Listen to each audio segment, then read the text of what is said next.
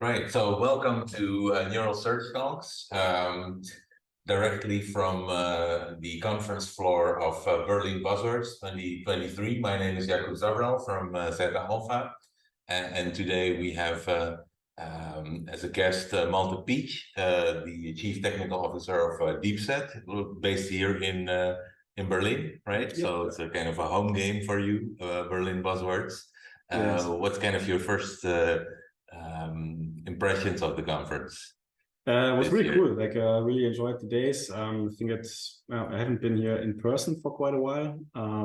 So yeah, really cool to have all the community back here. I think all the conversations beside the talks, that's what I typically enjoy most. Makes it thick, right? Yeah, and I think that's what I really like about this conference that you're. And so, what are kind of the main topics that you're interested in? For me, it's basically this fusion of retrieval and large language models. That's what I find really exciting, how you can combine something very well established also yet in the community, in the conference. Like last year, it was not there, right? This is really like even half a year ago, it was barely beginning, and now it's exploded to be this really big trend. Yes, I think like a year ago, it was very kind of exploratory. People maybe tried some stuff out, but it didn't really work to the level that they needed it. And I feel right now it's basically we're hitting this kind of flipping point where things become really feasible, and I mean, still a lot of things don't work. But yeah, I think that's what I'm most excited about these days. So you gave a very nice talk in the machine house room where it was steaming hot. Wow. And your talk was about this retrieval augmented generation pattern for large language models. So can you maybe explain to our viewers kind of what the problem is, and how retrieval augmented generation mitigates that, and also where where the boundaries of the current state of the art are? Yeah, sure. So I think right now we see a lot of kind of demo applications of large language models, GPT and the like. But there are many challenges when you want to move that into production. And I would say two big ones that we hear a lot are hallucination, like models making stuff up. And the second, kind of tuning the model to your data. So if you have a use case that, like, where the data is not on the public internet, GPT has never seen that in the training data. So how can you make the model aware of it? It's funny that in the past we never heard like the search engines hallucinate, or my #1 search results always has to be correct, right? So it's really kind of changed the public perception of correctness about search results. Well, yes.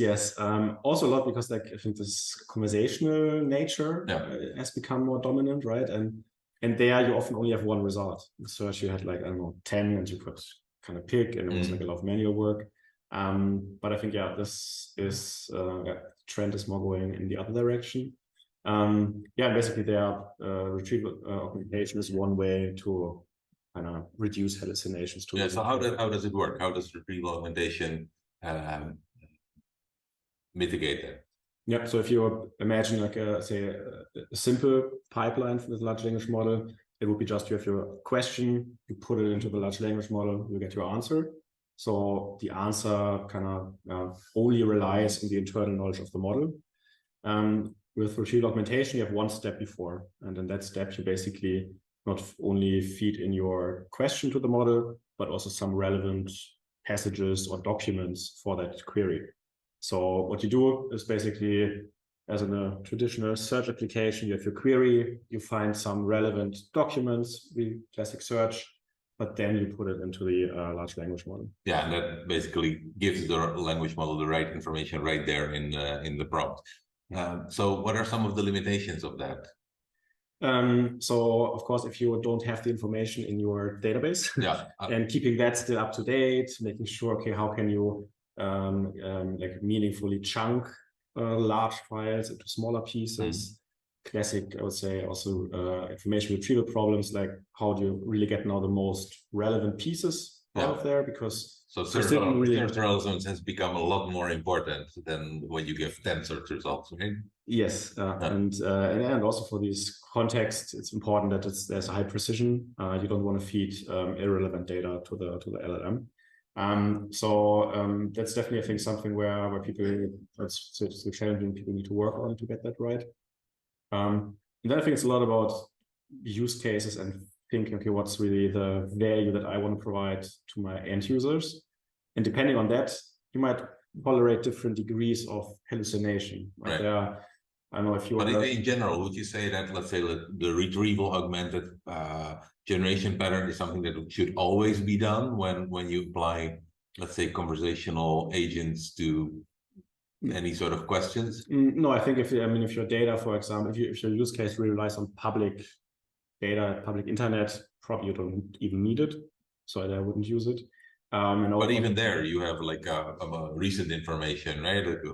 What's the weather like in Berlin today? The model cannot answer that from its parameters. Yeah. I mean, if recency plays a big role, then I would probably again go for some retrieval augmented pattern. I mean, you see it now with ChatGPT, with the browser plugin. Yeah, it's more or less the same, right? It's like the difference might be in what kind of retriever. Is it like, I don't know, doing like an online search, like a Google search with some providers, or is it connecting to your own database, your private data, Elasticsearch, OpenSearch, vector database, whatever you have. Yeah. And so, is it like a silver bullet, or are there still some areas where even if you have very good retrieval results and you template them into your prompts, can it still go wrong? What kind of the patterns that you still see that are? Yeah, so I think it's there's many use cases where it's difficult, but I would say multimodal is still difficult. So if your data is not pure text, but if you have, for example, a lot of tables in there, or maybe images, so I think this combination is tricky. Like different, like multi-language. So I think especially LLMs are still quite English-centric, European language-centric.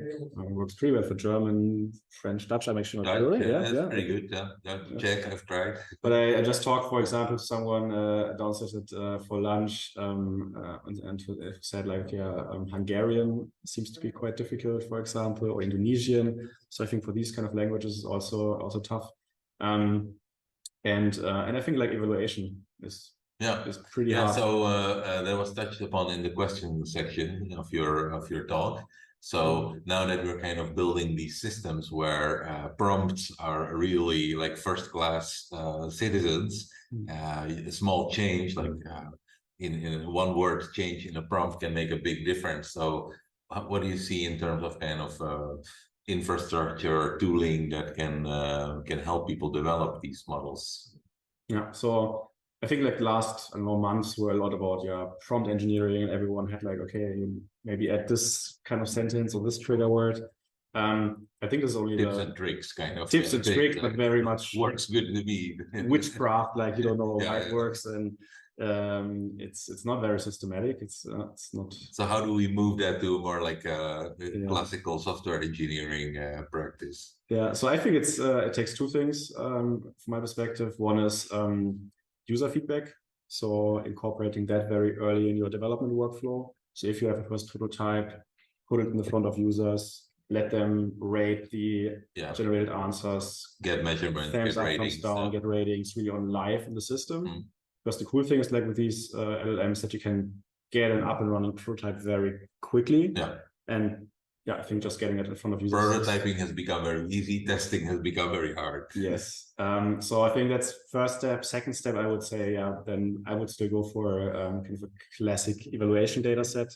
Like get a few hundred of examples, query what's the expected answer, and that's then something you can use constantly in kind of a CI mode. One thing that we see a lot is that actually the answers are quite complex. They're like summary length, so there's not like one correct answer. And some people have started trying to experiment with actually using large language models to evaluate the answers. Do you believe in that, or is this kind of a circular thought? I believe in the idea of using another model to evaluate it. Yes. I think right now this is probably most promising track to a really automated way of grading, because I think the statistical measures, classical measures like F1, exact match, and so on, don't work for these lengthy answers anymore. Yeah. I think there was a recent paper, I think attribution score, I think it's called. There's also a report that they published. There had, I think, some benchmarks where where ChatGPT was performing worse than a fine-tuned model for that task. So I'm not sure if it's really the LLM judging itself, or, and I would say probably rather like still specialized small transformer kind of BERT class. And this is something we actually also in-house right now investigate, because what we want to do is the answers that are generated, really linking them back to some facts that you can tell this is grounded in references, and not on a whole answer document level, but really sentence level. Yeah. So we have in important applications this kind of explainability to users as well. So let's talk a little bit about your company, Deepset. These days, everybody in Silicon Valley who develops a project, puts it in GitHub, gets $100 million in seed funding. What's kind of, how are you guys doing, and what's the main developments at your company? So yeah, can't complain. So things have been going well, very well for us as well. So we started quite early, like 5 years ago, and we started Deepset with that big vision. Okay, NLP must become big, and we want to embed that in all the products out there. And I mean, then we started working with enterprise clients, bootstrapped the company for a while, then started Haystack as an open source framework, which got also heavy adoption in the last, especially I would say in the last year. Took off from around 2,000 monthly active users a year ago. Now it's at, I think, 70, 80K monthly active users. Big community members in there. So very happy about that. Congrats for that. Yeah, that's a great achievement. And then last year we basically launched on our first commercial product, Deepset Cloud, which sits basically on top of the open source technology. It's not an open core model, it's more the Databricks approach. So it's really a platform that is end-to-end, where teams in a company can develop together, can go from this early prototyping to kind of one-click deployments to monitoring once it's in production. And yeah, I'm also there happy with first big production cases last year. Great. And quite some growth. And so can you explain in just a few sentences to our audience? People have might have heard, but don't know exactly the details of your framework. People are also discovering LangChain. I think that's a very popular framework. AutoGPT, which is not exactly about chaining NLP, but it's a bit bigger, more speculative approach. So can you kind of quickly contrast these frameworks? Yeah, so basically on open source side, say Haystack is similar to maybe LangChain in that sense, that we have pipelines and agents. So it's a lot about composing your LLM application out of different underlying building blocks, like a model, like a vector DB, like PDF converters and things like that. Our focus was, I think, always strong on information retrieval, on search. So I think from that point, we have a lot of features that we can offer users there, like tuning your models, these retrievers with synthetic labels, really evaluating them thoroughly. If you have a pipeline, really attributing back, like if not, say you have an end metric of final performance, what was the role of the retriever? What was the role of the model afterwards? Where is actually the bottleneck in my pipeline? And a strong focus on this is something you can run in production. So yeah, that's so not for your weekend project. Yeah, I think also both maybe. Yeah, but less. I think yes. Yeah, it takes probably a bit longer to build your first demo, but it's fast to get it and also in production. Great. I think we have to wrap up the interview. Berlin Buzzwords 2024. Things are going very fast. Very hard to make a prediction. But if you have to make 1 or 2 predictions for June of 24 for Deepset or for the conference, what are some buzzwords that you would take to qualify? I think like agents will be more around next year. I think this is like today still very early, but I hope like in a year we have more thorough evaluation techniques also for agents, because I think this is right now blocking a lot of cases. Agents and evaluation. All right, Malte, thank you very much for the interview.